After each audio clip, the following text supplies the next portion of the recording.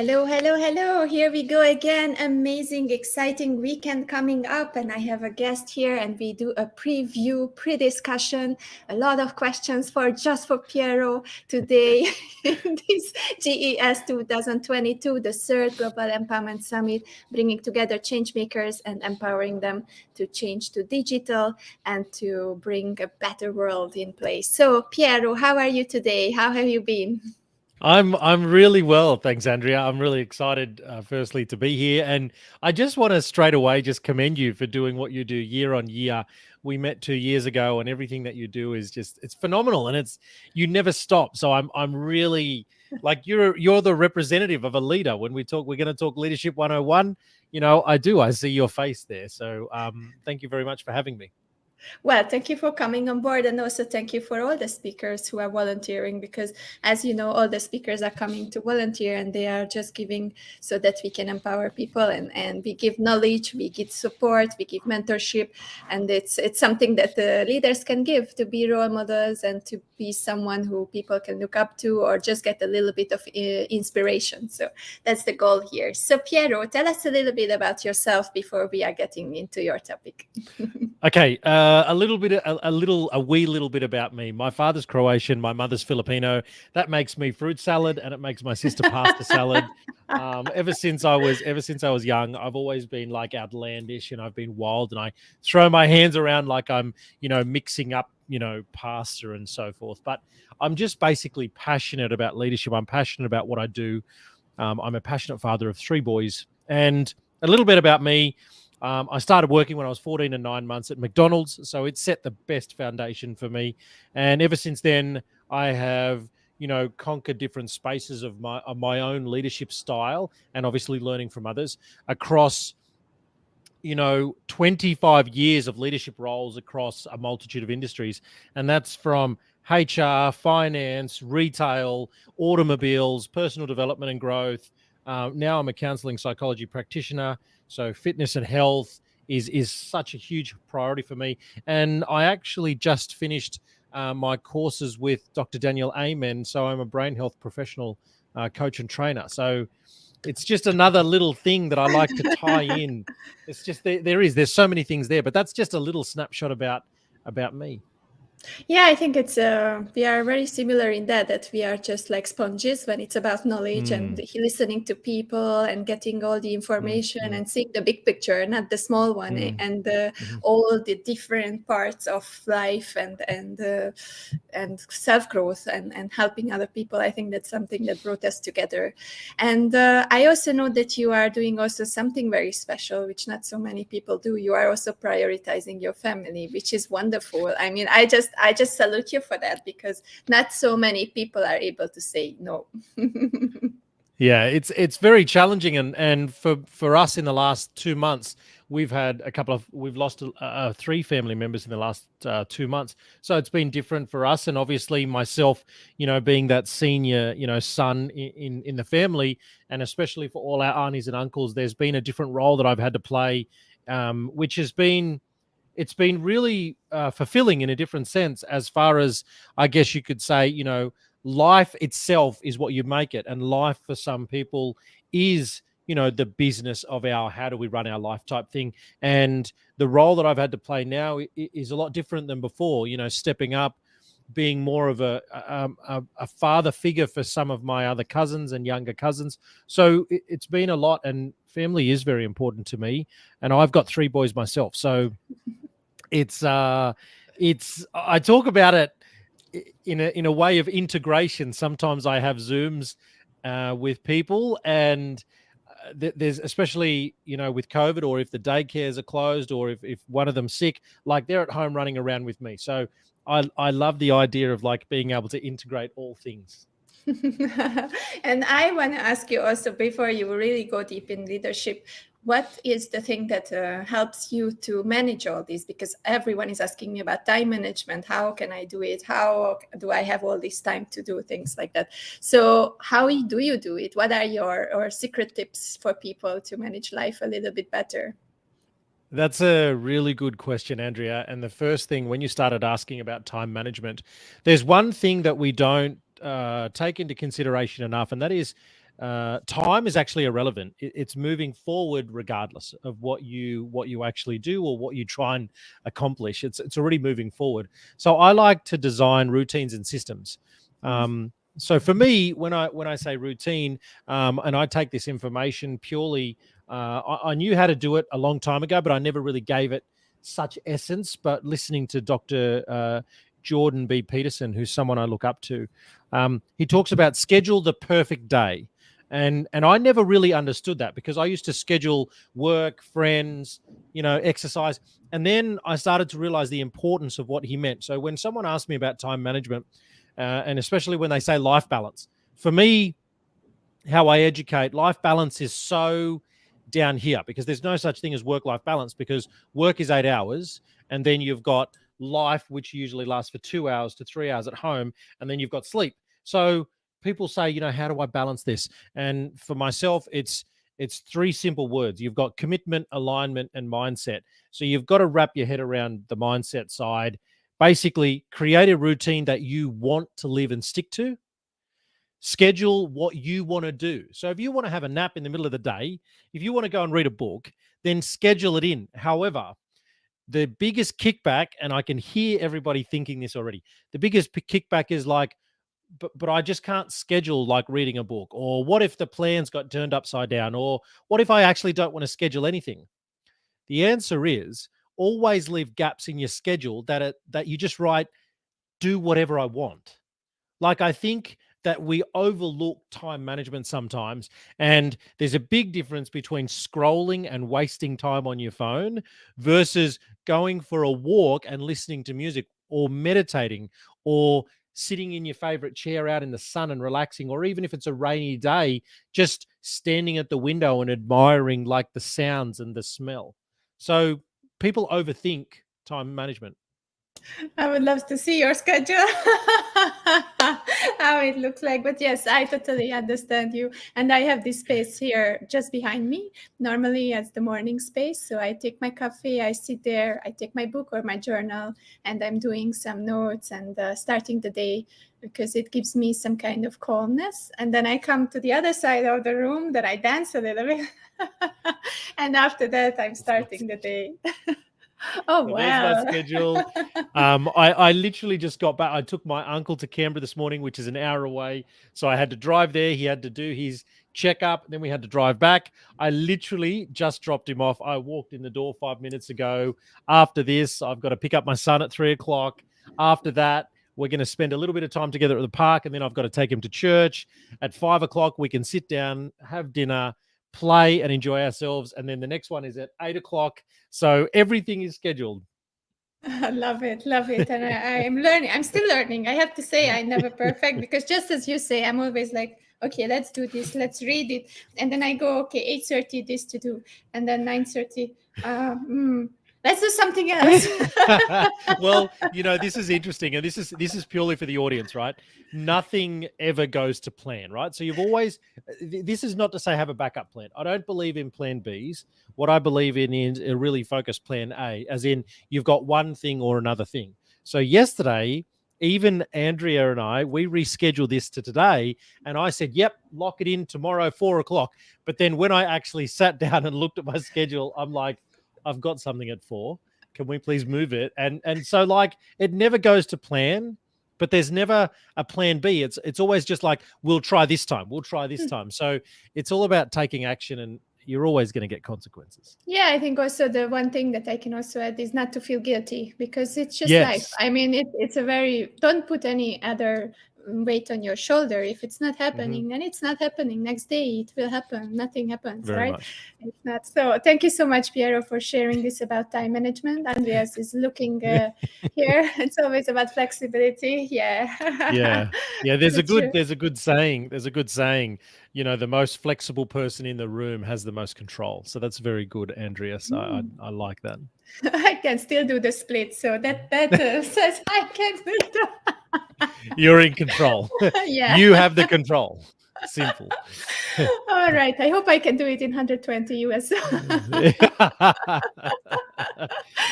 All right, let's get to the bottom of our topic for today, which is leadership. And we will talk about this more at your masterclass on Sunday.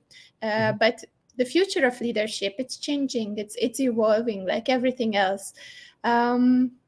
Let's define the word itself first. What is leadership for you? Because everyone has a different definition, right? So tell me a little bit about you. I really like that question around leadership, and let's define it first. And the reason that I like that definition is so that everybody's on the same page. And you might be sitting there listening right now, you'll have your own definition. But for me, what really comes up is servitude.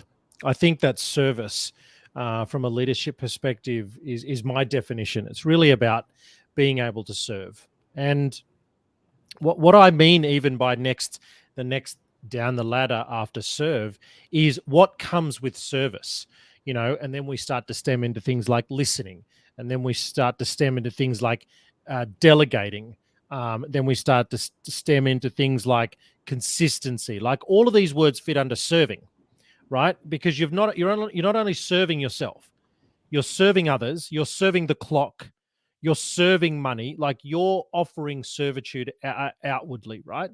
So for me, leadership is out of everything that I've ever learned in the last 2 decades.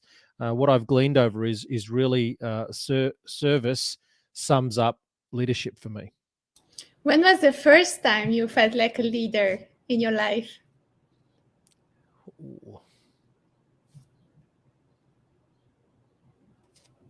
The first time I felt like a leader, okay.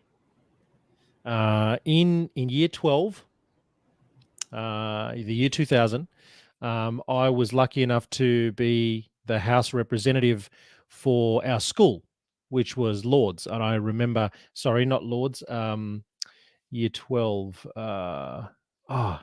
year 6, I was the House leader of year 6, 1994. Year 6, and the House was called Lords. So year 6 was the first time I felt like a leader, because I remember the younger kids in our house, in our sport house, would look up to me and like would ask or would look up to me what we're doing. So when I say servitude, when they were saying, how many more medals do we need so we win? What songs do we need to cheer? How do we encourage someone when they're running? Like all of these little questions from younger people. So we're talking, I was only 12 at the time. So everyone that was younger than me was looking up to me for that little next thing, right? So that would be the very first time I felt like a leader. And that's actually quite making me quite emotional. I also have the same experience. Like when I was a kid and we were living in a street in Hungary, kids are out on the street playing together, going out, and in front of our house, there's a beautiful grass place. And all the young kids from the street were there almost all the time. My father was like, don't do that, the grass will go well. And I collected all the kids from the same street where I was living, and we were playing together. And I was kind of running my own little nursery or something like this in a very young age. And it always reminds me that, I don't know, I think it's a bit of an instinct to be a leader, right? So it just automatically is inside us. It's part of maybe coming from survival, or I don't really relate where it's coming from. But what do you think about this, about instinct and leadership? It's interesting that you should say that. From my studies, obviously, I'm a counseling psychology practitioner, and I love cognitive behavioral therapy. It's what the basis of what conquering the uncomfortable really means. And when you talk about instinct, it's funny. The natural instinct when a child is born, the instinct already knows where the mother is and already can hear the father's voice. So there's this instinct.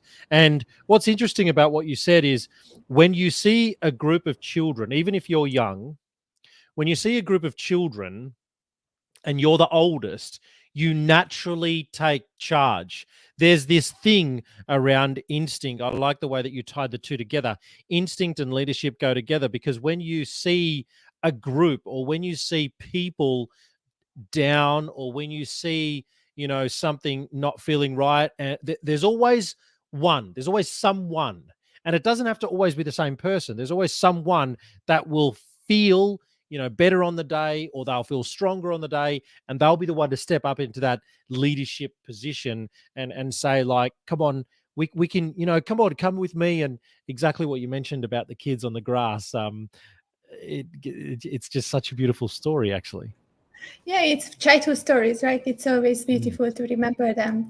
And I'm also wondering about the types of leadership, because we have this instinctual herd instinct kind of thing. Let's save the herd and be together. But there is also situations when you step up as a leader. There's also when they put you there. So what are the types that you know, or that you would just? Okay. So there's democratic leadership, autocratic leadership, which is more, obviously automation. Democratic is where you get a group of people come to one. And then you've got liaison fair leadership, which is more laid back. And the person's got like a very laid back approach. However, they've also got this demeanor that people know, that's the person that we just go to, right? Then you've got transformational leadership. You've got obviously primal leadership, which is, from the jungle times, where it's just like the instinct of, once again, the instinct of the lion. These types of leadership, we can stem into then all the little different demographics of each individual one, which is obviously a lot of the people that are probably listening understand the DISC profile and e-DISC profiling, and a lot of leadership can come from this.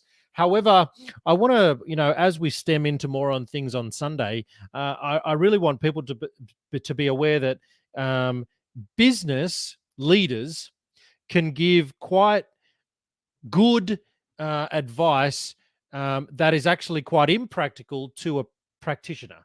And I want to make that really clear, because I'm coming from business background and now I'm a practitioner, which means for me, a lot of the business ethics in very high leadership can be individual roles. However, if you're an entrepreneur, if you're listening, if you're a sole trader, if you're that type of, business owner, you're actually going to cover a lot of roles at once. And that's where I believe you can be a great leader, because you shine differently. When you get a leader, say someone like Nelson Mandela, right? A very, I would say, liaison fair, like very calm, very cool, very laid back, but everyone knew what he stood for, right? So all these different types of leadership are really good for business, because you can have individual roles, because there's a lot more people involved in the structure or in the company. However, if you're an entrepreneur and you're listening, like, you've kind of got to cover a lot of areas. And when you do cover a lot of areas as a multifaceted leader, I guess you could say, you shine differently. However, you've also got to be aware that you don't get too stuck in the jack of all trades mentality. And that's something that I've been through myself, that I get stuck. All of us, I guess. Oh, yeah. Show me one person who didn't. Yeah. Andreas has a very good question. What's your current favorite leader in the business or the political world who is really standing out for you? I'm going to give two. I'm going to talk about a business leader, I think Richard Branson.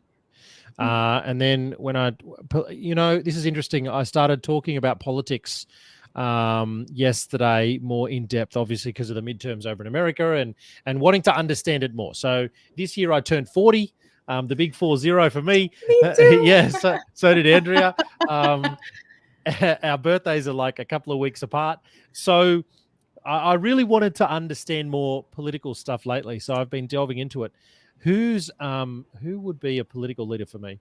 I'm learning all the names at the moment, but I would say anyone that's very conservative. I'm very, I'm going to share this politely. Like, I'm very red pill. I'm very conservative. I just like, that style of politics and those belief systems. I don't Okay, have one. interesting. And I think this brings up a question again before we go to the team part, but it brings up a question about charisma and character, because it's, I think, very important in a leader to have these two, Very much. to attract the people, to be able to really lead and to take the most out of leadership, right? What do you think about these two? Okay, that's very interesting. I remember it's hard to find a good political leader. It is, because you don't know whether they're telling the truth, and that's personal preference. That's my own opinion. Okay, so this is really interesting. I remember once I was listening to a speaker on stage, and he inspired me so much. And I was talking to him after the event, and I wanted his signature on his books, and I wanted to, he inspired me, and I was just like, I want to be just like you. I feel as if I can speak like this. I've done it to small communities, and I want to do big audiences. And what's interesting, he said, Pjero, I can feel your charisma, and I can feel your energy, and this is great. And then he said to me this, he goes, but charisma is only going to get you so far. and that was a big turning point for me. That was a moment where I almost fell to my knees, and I was just like, oh. And he goes, what are you going to be known for? So this was interesting, because charisma is one thing. You can be up there and you can have lots and lots of charisma. And this reminds me, in the psychological world, of confident versus competent. And I then sat back, and for the last 4 years, I've been learning more about emotional intelligence, self-intelligence, and I've sort of left, I guess you could call it, IQ to the side, because I'm not very good at intellectual intelligence. However, I like emotional intelligence and self-intelligence. So when we talk about character, I always teach in my leadership programs, I always teach, and it doesn't matter what level, how you turn up defines your character. How you show up on a daily basis shows and defines your character. How you speak to yourself defines your character. How you show up, how you be there for other people defines your character. So regardless whether you're having a bad day, right? And some people say this, it's not a bad day, it's a bad moment. And that's okay. However, in those bad moments, you can still, there's a difference between being charismatic versus being a good character, and that's being there for people, listening when their times are tough, and then just being a shoulder to lean on. And this reminds me exactly of one of Simon Sinek's greatest sayings, and that is, leadership, connection is not made in the boardroom, connection is made at the water fountain.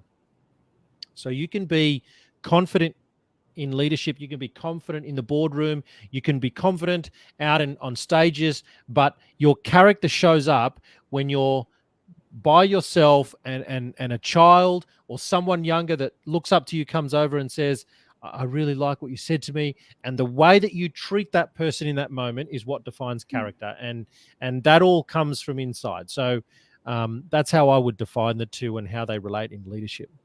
Yeah, it reminded me also on determination and discipline, because I was, we all know I was a dancer, so I think that's something that formed me. Sports forms my martial art, and everything that is like regulated, weekly show up and do the determined and do the disciplined work to get somewhere. Well, if I didn't go to the practice, that showed on my results. So it's just so easy, right? Because I wanted to be better, so I had to show up. And then the leaders are the same. If you want to be a better leader, then you have to show up every day, just like you said, for your community, for your team. And here we are, arriving to the team, the topic. This is very interesting, because one of the things that, this reminds me of, Cristiano Ronaldo, he says, he talks about all the times that he practiced when no one was around. When no one was there, he was just kicking the ball. And if you listen to all of those great sports players, I like the way that you brought it back to sport. We could talk about sport, all the sporting players, Michael Jordan, Tiger Woods, Babe Ruth. We can get Emmett Smith. We can talk all about those sporting athletes, but we can also talk about the people like who was on my mind just talking just a moment ago. Christina? What's his name? Tony Robbins, Richard Branson. Richard Branson. Like it's the times when no one's around. right? That's when you're building your character. Like, no one sees that. And we talk about the iceberg, only ever people see the top of the iceberg, but they start to see what's under the iceberg when you're transparent with them. So the more transparent you are with people, it shows your character. You've got nothing to hide. It shows your disciplines. David Goggins, he talks about there's no such thing as motivation, it's discipline. And you've been a dancer, and I've been playing sport my whole life. I've been in business, you've been in business, so we've got a very similar background. And you're right, if you don't turn up to the practice, you don't get to start first. Like I was taught in soccer and football, if you don't turn up to the practices, you start on the bench. Like you didn't show up for the team. You weren't running the laps when they were running the laps. I would much rather have someone that's that has the right attitude versus the skills, because skills can be taught. Yeah, I think attitude, you said the right word. That's something that we also have to keep in mind, that attitude is so important. How you react, as you said, when people come to you, how you show up, how you live your life, how you lead your own life, because that's also something that's very exciting, and it's a beautiful topic, how you lead your own life, and that will show in your own business, right? So I always say, what you see, that's what you get. There is nothing here. That's so important. That's so important, because like if you meet people outside, right? So like if you met me on the outside, like I'm this wild, I'm this, ecstatic, especially when it's about subjects. But if you saw me when I'm having downtime, I'm exactly the same when I'm having downtime with my kids, where I'll be downtime with you. We'll be eating the pizza, and we'll just be talking about life. Like I like that. It's what you see is what you get. Let's talk about the team. People can't hide that either. So that's a good point. No. I have been conditioned by my parents not to be able to lie, so they made a very good job. I get blushes, and I'm getting red and all these things. So I don't try anymore. I understand. Yeah. So let's get to the team, because team is without a leader, or leader without a team. It's something that is all dependent. It's how you say that, counter-dependent, right, with each other, interdependence. So how would you define a team, and what would make us a good team leader, or a good leader if you are working with a team? Okay, so there's a couple of good questions there. One, I'll define team. Obviously, a team is a group of people who know their role, and they play the part in the role. So they play their role for the benefit of the goal of the team. So I just wanted to separate that. And the next one is, how do you be a good team leader, or how do you be a leader for a team of people? This is interesting. This reminds me of a book, and I just want to reference Jocko Willink. He talks about that when they were doing the essay, when he was training for the Navy SEALs, that there's one group, they had to put the boat on top of their heads. They had to run into the water. They had to get in the boat. They had to travel out. They had to travel back, and they had to run onto shore. And this one group continued to win, and this other group continued to lose, like always came last. So what they did is they changed the leader of that team. So they picked up the leader from the winner and put it with the loser, and they picked up the loser's team leader and they put it over here.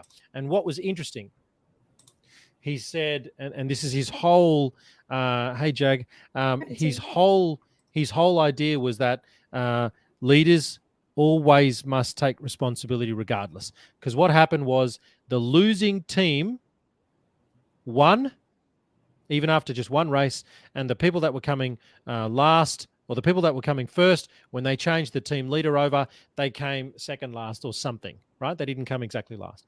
Now, what does that show you? Here are the aspects or the traits that I believe make a good team leader.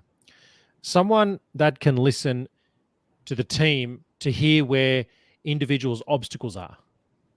Now, I'm only going to talk about listening, but I like talking about subject matter. So I'm going to go really right into listening, right? There's one thing is to listen, and there's another thing is to hear. When you can really hear someone's problem, you can go into the problem and you can talk to them, you can listen to them then, and you can hear what's actually really troubling them. when you're listening, when you're hearing someone, you're able to adapt yourself to that person. So once again, servitude. This is all part of serving. So when you're able to do that with a team of people, you're then able to say, he's got this problem. How can all of us help him with his problem?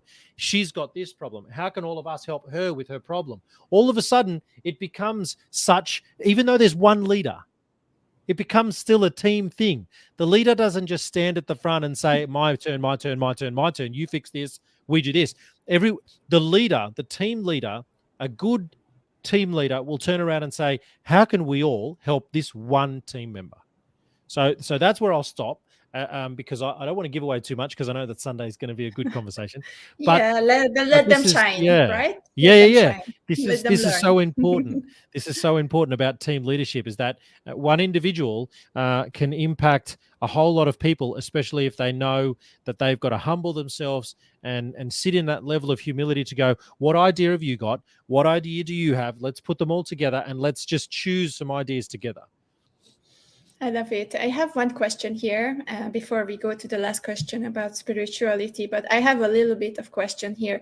Many people, we all have been there at the beginning of our career. It's really hard to listen because those thoughts in our mind are always coming forward, and we are always already thinking about, okay, where will I put it in my system? What will I say? So how can you silence this voice and 100% focus on the team in front of you and not listen to the inside team here? Okay, I was just about to reference another book, because I love referencing books when I learn people from when I learn things from individuals.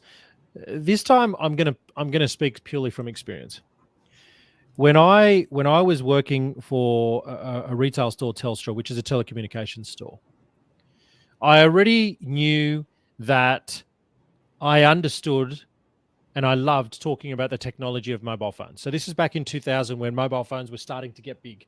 I was part of the retail store, and I was working in a junior role, and I was surrounded by amazing mothers, because retail stores were full of women back then, and there was usually one male manager out the back somewhere, right?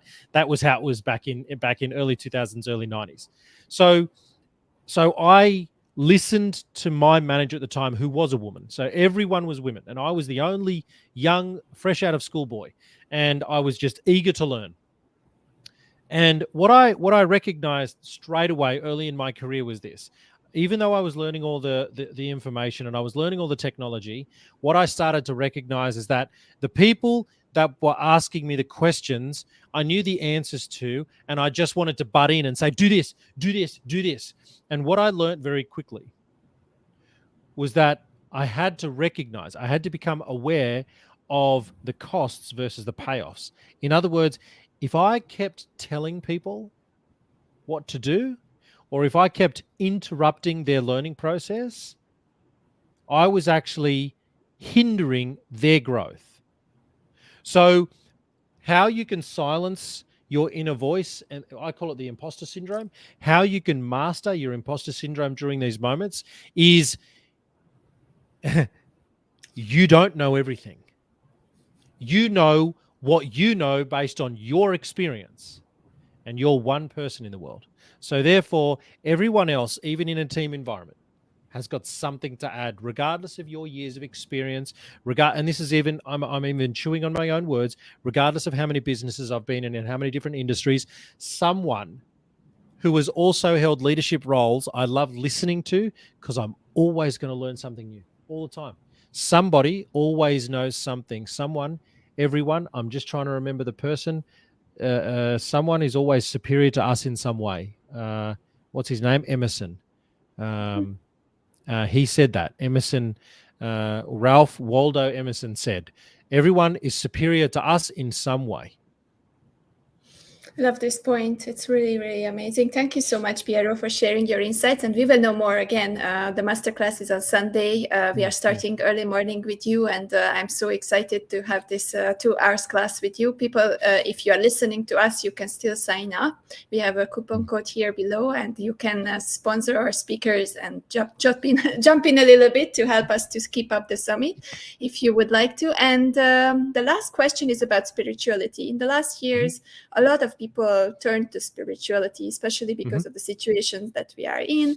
And I just listened to Vishen Lakiani this morning, and he was talking about Silva method and how people can win with it and all this. So it's really going into this direction of finding a different way of living life. And it also goes into leadership as we are switching environments. Can I say that you have digital and you have real life, and you have to manage both, and the balance is off totally. So what would you say on this note? What would be your feedback or insight? Okay, the first thing I want to share about spirituality is that regardless, well, actually, there's 4 areas in brain. I'm going to talk about brain health in leadership. So I'm going to attach brain health with leadership, and then specifically when I talk about brain health in this moment, I want to attach that then to the spirituality side, because that's one of the 4 pillars for brain health is spirituality. And we're not talking about religion. If you want it to relate to religion, it just means that, listen to your higher source. If you have a God, listen to your God, right? Which is actually within. I believe it's within, as above as within is with outside. Spirituality, I'm going to talk about from this aspect, because there is nothing more important than being able to silence your mind. And the only way that we can silence our mind is through meditation. I believe it's through meditation. Regardless, meditation is being used for thousands, hundreds, millions of years. Meditation is a form of silencing your mind. And I'm not talking about guided meditation, because guided meditation can be filling your mind when it's guided this direction. I'm talking about silent, emptying your mind meditation, which is over here. It uses more sounds. If the person is going to be guiding the meditation, they're going to be guiding you to emptying your mind, release your thoughts, let them float off in little bubbles. I mean, you and I both educate. We both teach meditation. So meditation in this aspect, I'm going to relate to leadership, because it has been proven. There are statistics, I don't have them on hand, about leaders that are actually getting better and better and stronger purely based on meditation alone, and silencing their mind so that they can actually focus on like where their teams and where their global empires are headed. So I believe, I truly believe in spirituality and leadership. And one aspect is that's related to brain health, because the clearer our brain, or the more brain health we have, obviously you'll naturally be a better leader, because you're able to focus on different things. There's one thing I want to add to that. And I'll talk more in depth about this on Sunday, but why I talk about brain health and spirituality like this is because there's a thing called brain reserve, and I'll get more in depth with it. But brain reserve is the part of our brain that we have space for when there's an emergency. So if we're stressing about little stuff all the time, and then there's an emergency, we'll have very little brain reserve for us to focus on the emergency. Whereas people that meditate let go of all the little stuff, and we've got more space over here when there's an emergency. So I'll get more into that on Sunday. Love it, love it. And on the note of the digitalization, and this will be my last question. So you just recently moved your community to Discord server, Discord, which is kind of a totally new experience. And you are giving out lion coins and all this, and it's just so buzzing, and it's a crazy way of starting with digital. And very many young people are using Discord, and now the other generations are joining. So how hard was it for you to jump? Do you need a team for that, or you just learned and you lead in this digital Discord world, or how did you manage to adapt? I had to reach out for someone to help me build the Discord. You can build it yourself, totally fine. But I had to reach out to somebody, because for me, it was very, running an IT server, so running your own server and threads can be very intense. So I didn't need just a virtual assistant. I had to actually get an IT guy who had some knowledge, and he helped me build it. So then he became part of almost like a co-founder with me, right? Jag, Discord is insane. So I'm still learning it too. Yeah, we set up one for the GES, so we are experimenting now.